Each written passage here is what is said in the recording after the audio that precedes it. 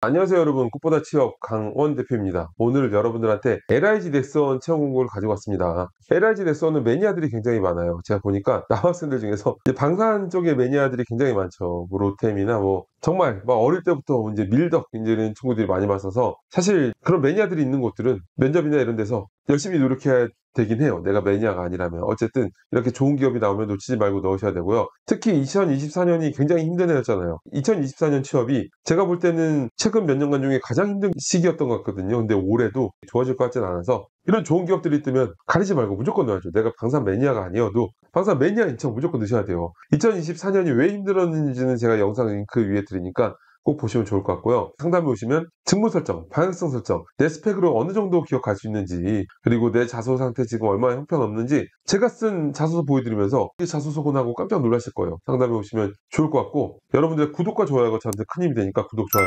부탁드릴게요. LIG 넥슨은 이제 1976년에 정밀 유도 무기, 감시 정찰, 지휘 통제, 통신, 항공전자, 전자전에 이르는 다양한 첨단 무기 체계를 개발해온 종합 방위 산업체입니다. 정말 훌륭한 일을 하고 있는 회사죠. 오늘날에는 4차 산업혁명과 연계한 무인화, 드론, 로봇, 인공지능, 사이버전 등 미래 기술 확보는 물론 국방, 민수 기술 교류에 기반한 스핀 온오프를 통해서 국내 방위 산업이 나아갈 길을 모색하는 활동도 추진하고 있습니다. 저희 학생들이 이제 계속 이제 합격 소식을 만들어내고 있는 이제 반가운 기업이고요. 자, 이번에 어떤 직무를 채용을 하는가? 정규직과 채용 연경이 있어요. 정규직은 이제 신입과 경력이 있고, 신입 중에서 정규직은 보면은 전반적으로 이제 공대 직무가 많죠. 그리고 이제 인턴 채용 연경은 문과 직무도 상당히 많이 있습니다. 국내 사업, 해외 사업, 계약 지원 등 많이 있으니까 꼭 보시면 좋을 것 같고, 인턴은 이제 3개월간 수습 기간이 적용되고, 그리고 이제 전환 관련된 평가를 받고 전환이 되겠죠. 저는 사실 전환이라는 조건이 있을 때 뭐 1년 근무, 2년 근무는 믿지 않아요. 그런 경우는 사실은 취준생한테도 무례한 짓이죠. 왜냐하면 자기 인생을 걸고 중요한 시기에 일을 하는데 전환을 1년, 2년 했는데 전환 안 되면 어떡해. 좀 승무원 쪽이 좀 그런 식으로 하는 경우가 많은 것 같은데, 3개월, 2개월 이 정도는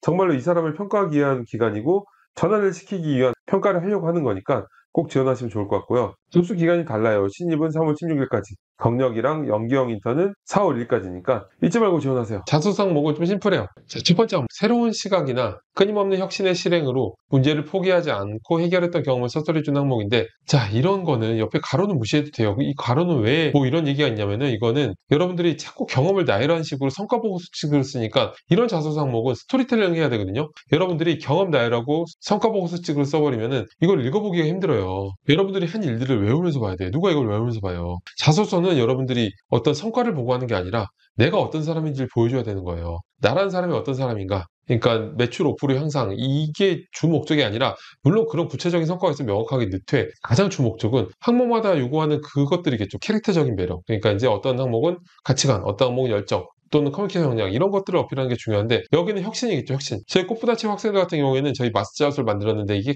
기존 시스템을 개선했던 경험이 있어요. 그걸 그대로 넣으면 될 것 같고, 자, 그러면 스토리텔링을 어떻게 해야 되냐면, 스토리텔링 효과적인 방법은 상황을 바로 제시해야 돼요. 그 다음에 문제점. 상황 전에 뭘 이상한 얘기들을 지지부진하게 막 내 생각을 써봐야 그거 읽혀지지도 않아요. 그런 게 아니라 스토리를 한 번에 넣어야 됐고, 상황을 제시한 다음에 문제점. 문제점이 진짜 중요해요. 왜냐하면 모든 스토리는 주인공이 어떤 문제점, 공경, 역경, 시련에 처해 있을 때 그때 몰입되고 흡입되기 시작하는 거예요. 게다가 여러분들이 일단은 문제점이 명확하지 않으면 뒤에 아무리 내가 뭘 대단한 걸 한 것처럼 적어놔도 그거 왜 했는데 섀도우 복싱이 되잖아요. 그래서 문제점을 적고, 그 다음에 해당 문제를 겪으면서 발휘한 역량을 구체적으로 적는 건데, 내가 발휘한 거를 50% 이상은 채워야 돼요. 그리고 가로 안에 부연 설명들은 말씀드렸듯이 저희 이제 학생들, 스토리텔링 했던 학생들은 보실 필요가 전혀 없습니다. 자, 그리고 두 번째 항목, 타인의 협력을 이끌어내거나 타인을 주도적으로 도와서 공동의 목표를 달성했던 경험을 서술하는 건데요. 이것도 역시 괄호는 볼 필요가 없어요. 이것도 스토리텔링 한 항목이죠. 다만 이 항목에서 주의할 점은, 꼭 이런 협력, 이런 항목에서 여러분들이 갈등 상황을 명확하게 해놓고서 꼭 아이디어 내세기란 걸로 끝내버린 친구들이 대부분이야. 근데 굳이 협력, 협업 이런 단어를 왜 썼겠어요? 아이디어 내세기란 걸 쓸 거면 아이디어를 냈던 경험을 쓰라고 하겠죠. 이거는 그게 아니라